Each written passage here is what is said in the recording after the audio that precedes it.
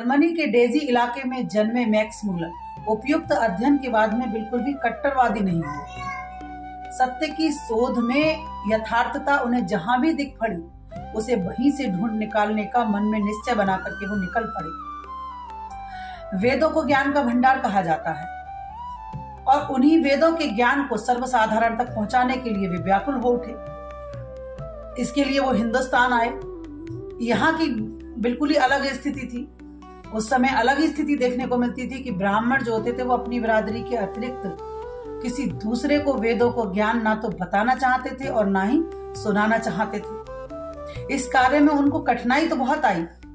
जो काम थोड़े समय में हो सकता था वो काम अत्यधिक समय में हुआ, लेकिन वो निराश नहीं हुए।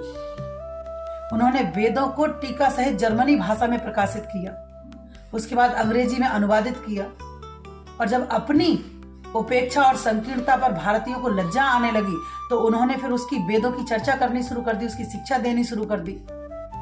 वेदों की छपाई होनी शुरू हो गई और आज उनके प्रयास से प्रत्येक शूद्र, प्रत्येक स्त्री, प्रत्येक पुरुष यानी सर्वसाधारण वेदों के ज्ञान के लिए मनुष्य की भांति प्राप्त करने में समर्थ हो पाए हैं।